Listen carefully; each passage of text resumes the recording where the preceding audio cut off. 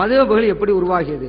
4 இமாம்களை பின்பற்றக்கூடாது என்று கூறுகிறார்களே, அதற்கு என்ன காரணம்? 4 இமாம்கள் எந்த தலைமுறையில் வந்தவர்கள்? அவர்கள் எழுதிய மதுஹப் நூல்களை ஏற்றுக்கொள்ளலாமா? அவர்களை பின்பற்றலாமா? விளக்கம் விவரமாக தர வேண்டும். இப்படிக்கு உண்மையான முஸ்லிம்களின் சார்பாக எஸ் கமாலுத்தீன் லெப்பை குடிக்காடு அப்படின்னு கேட்டுக்கிறாங்க. பொதுவாங்க மார்க்கத்தில் தெரிஞ்சவங்கள்ட்ட போய் தெரியாதவங்க கேட்கணும் அப்படிங்கறத இறைவன் நமக்கு கட்டளை போடுறான்.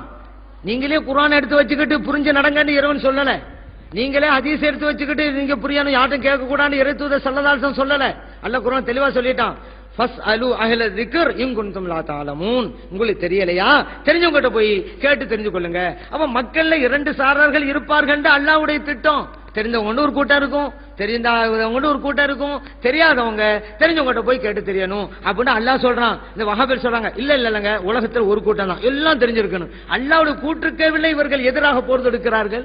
அல்லாஹ் சொன்னா 2 பிரிவு இருக்குன்னு சொல்லி வஹாபிகள் சொல்றாங்க, இல்ல ஒரு பிரிவு. அல்லாஹ்வுக்கே எதிராக சொல்றதா கருத்து? இதுவும் அல்லாஹ்வை பின்பற்றுறது, அல்லாஹ்வுடைய குர்ஆனை பின்பற்றுறது இதுவா? அதே போல ஸல்லல்லாஹு அலைஹி வஸல்லம் தனி மனிதர்கள் விவரம் தெரிந்திருந்தா அவங்களை பின்பற்றலாம் அப்படின்னு சொல்லியிருக்காங்கிறது நிறைய ஹதீஸ் இருக்குங்க. தனி மனிதர் தான், ஆனா குர்ஆன் ஹதீஸ் தெரியும், அவங்ககிட்ட போய் நீங்க கேட்டு தெரிஞ்சுக்கிறங்க. அதனால தான் நம்ம மதுஹப் ஷாஃபிமா பின்பற்றோம், ஹனஃபிமா பின்பற்றோம்.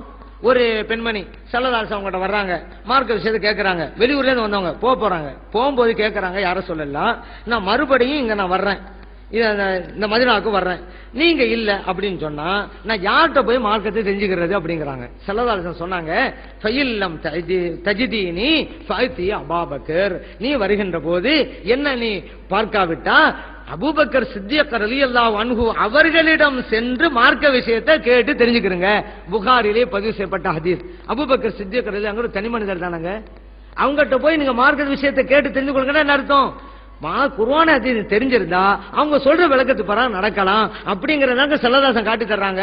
சொன்னாங்களே அந்த பெண்மணியை பார்த்து, நான் இல்லாட்டா என்ன, குர்ஆன் இருக்குதுல ஹதீஸ்ல இருக்குதுல, நீனே பார்த்து படிச்சு புரிஞ்சுக்க அப்படின்னு ஸல்லல்லாஹு சொன்னாங்க. இது ஹதீஸ்ல புகாரில இருக்குதா இல்லையா? அதே போல ஸல்லல்லாஹு சொல்றாங்க, எனக்கு பிறகு 2 பேரை நீங்க பின்பற்றுங்க. அபூபக்கர் சித்திக் ரலியல்லாஹு அவங்களை பின்பற்றுங்க, உமர் ரலியல்லாஹு அன்ஹு அவர்களை பின்பற்றுங்க. திருமீதியிலே பதிவு செய்யப்பட்ட ஹதீஸ் தனி மனிதர்களை பின்பற்றலாம்ங்கிறது ஸல்லல்லாஹு அலைஹி வஸல்லம் கருத்து. அவங்க குர்ஆன் ஹதீஸை விளங்கி இருந்த விளக்கம் சொன்னா அதை கேட்டு தெரிஞ்சு நடங்க. சரி, ஸல்லல்லாஹு அலைஹி காலத்துல யமன் நாடுன்னு இருந்துச்சுல, முஆத் ரலியல்லாஹு அன்ஹு அவங்கள அனுப்புறாங்க தூதராக. கேக்குறாங்க, முஆத் அவர்களே நீங்க போறீங்க, அந்த மக்களுக்கு எதை கொண்டு தீர்ப்பு வழங்குவீங்க? அப்ப அவங்க சொன்னாங்க, நான் குர்ஆனை கொண்டு தீர்ப்பு வழங்குவேன். யாரும் சொல்லலாம். சரி, குர்ஆன்ல கிடைக்கல, குர்ஆன்ல இல்லையான்னு சொல்லல, குர்ஆன்ல தான் எல்லாம் இருக்குது, உங்களுக்கு கிடைக்கல, என்ன செய்வீங்க? அவங்க சொன்னாங்க, ஸல்லல்லாஹு அலைஹி உங்களுடைய ஹதீஸை கொண்டு நான் தீர்ப்பு வழங்குவேன். அப்ப ஸல்லல்லாஹு அலைஹி சொன்னாங்க, அதுல உங்களுக்கு கிடைக்கல, அப்ப என்ன செய்வீங்க? அப்ப சொன்னாங்க முஆத் ரலியல்லாஹு அன்ஹு, என்னுடைய ஆய்வை பயன்படுத்தி மக்களுக்கு நான் தீர்ப்பு வழங்குவேன். ஸல்லல்லாஹு அலைஹி அவர்கள் தங்களுடைய புனித கையால் நெஞ்சிலே தட்டி கொடுத்தார்கள், இறைவனை புகழ்ந்தார்கள். திருமீதியிலே பதிவு செய்யப்பட்ட ஹதீஸ். அப்போ முஆத் ரலியல்லாஹு அன்ஹு போயிட்டாங்களே யமன் நாட்டுக்கு. யமன் நாட்டுல எவ்வளவு பேர் இருக்கிறாங்க, அவ்வளவு பேர் யாரை பின்பற்றினாங்க? முஆத் ரலியல்லாஹு அவங்கள தானங்க பின்பற்றாங்க. இதுல என்ன வழங்குது? அந்தந்த காலத்துல அப்போதுக்கு அப்போது குர்ஆன் ஹதீஸ் யார் தெரிஞ்சிருந்தாங்களோ அவங்க சொல்படி கேட்டு நடந்திருக்காங்க. இப்ப யமன் நாட்டு மக்கள் ஒரு பிரச்சனை சொன்னா மதீனாவுக்கு வந்து ஸல்லல்லாஹு அலைஹி கேட்டு தெரிஞ்சு போனாங்களே. அப்ப என்ன தெரிக்கணும்? எந்த பிரச்சனை தான் அவங்க குர்ஆன் ஹதீஸ் வச்சு தீர்ப்பு வழங்கிட்டும்ல சொன்னாங்க. அப்ப யமன் நாட்டில் இருக்கக்கூடியவர்கள் எல்லாம் யார் இமாமு?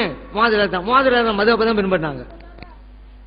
அப்ப ஏன் இப்ப நம்ம கேட்கலாம், சரி இப்ப நீங்க வந்து சஹாபா பெருமக்கள் மதுஹப்பை பின்பற்ற வேண்டியதானே கேட்கலாம். உமர் ரலியல்லாஹு அன்ஹு மதுஹப்னு வைக்க வேண்டியதானே, அபூபக்கர் சித்திக் ரலியல்லாஹு அன்ஹு மதுஹப் வைக்க வேண்டியதானே.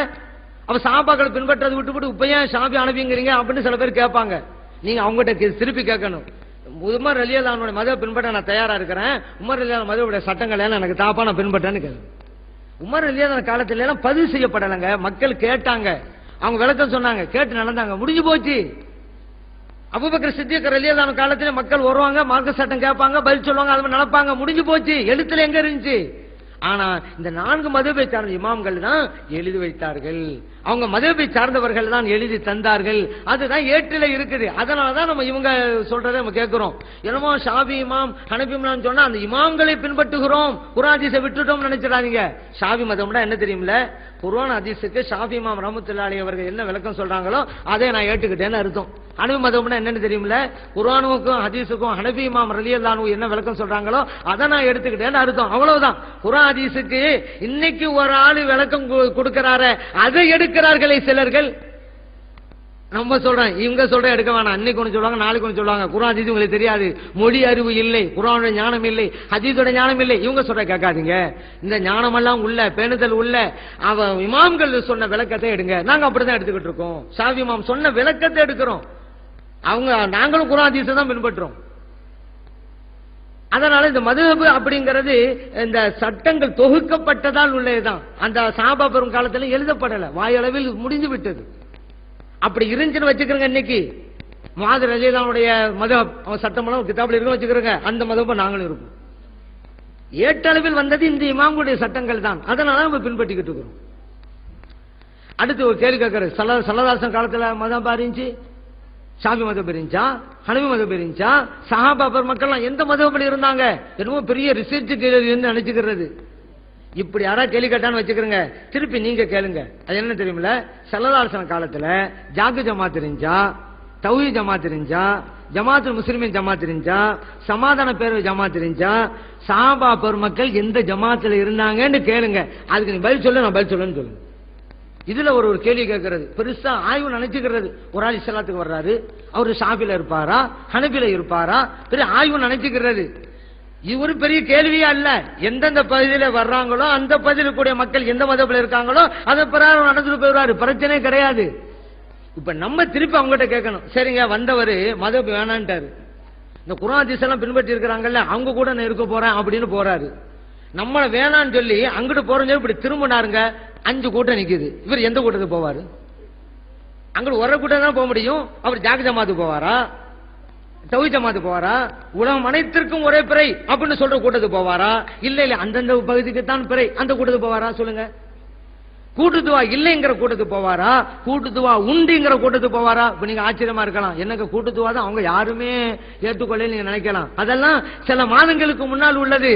இப்பொழுது அவர்களிலே ஒரு பிரிவு சமாதான பேரவை கூட்டுத்துவா உண்டு என்று சொல்லிக் கொண்டிருக்கிறது. சும்மா சொல்லலங்க, அவங்க தரப்புல உள்ள அணியையே வாதத்துக்கு கூப்பிடுது. கூட்டுத்துவா இல்லைங்கிறீங்களா, விவாதிப்போமா?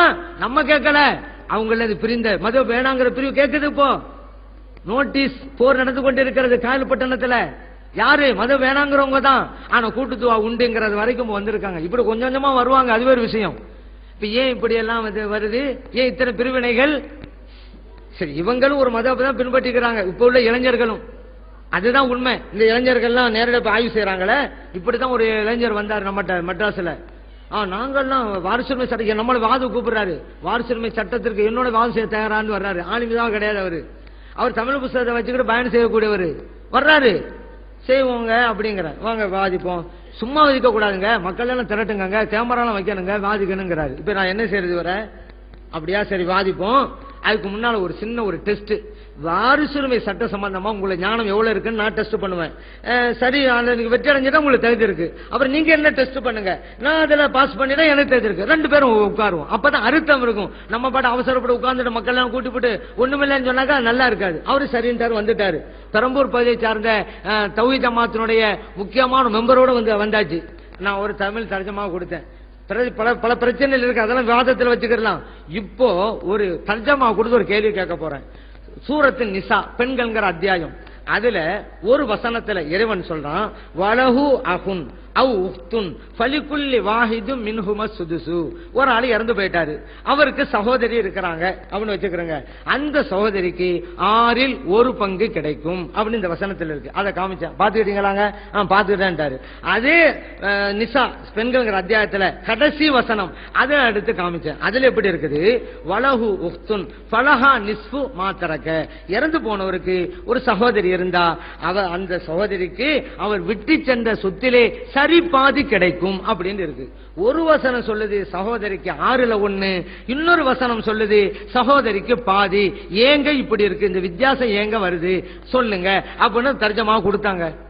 இங்கிட்டு திருப்பினாரு, அப்புறம் இங்கிட்டு திருப்பினாரு. ஹாஜியெல்லாம் தொங்கட்ட ஓடுவாங்கல்ல சபாக்கு மொராக்கு மத்தியில, இங்கிட்டு இங்கிட்டு இப்படியே திருப்புறாங்க. நான் பொறுமையா தான் இருந்தேன், ஏதாவது சொல்லுவாரு. திருப்பி பார்த்துட்டு மூடி வச்சுட்டு தண்டாரு. அப்பதான் சொன்னேன், ஆலிம் சார் தானே கூட்டி வர சொன்னேன், என்ன நீங்க வந்தீங்க? ஆன்சா கூட்டி வரவா? கூட்டி வாங்க, அவங்களால முடியாது என்று சொல்லி இருக்கிறோம். வாரிசுரிமை சட்டத்தில் இமாம்களுடைய உதவி இல்லாமல் குர்ஆன் ஹதீஸை மட்டும் வைத்துக் கொண்டு தீர்வு வழங்க முடியாது என்பது எங்களுடைய வாதம். அவன் எந்த ஆலிம்சாவான வரட்டும். இப்பதான் நாங்க விவாதம் நடத்தி முடிச்சிருக்கிறோம்.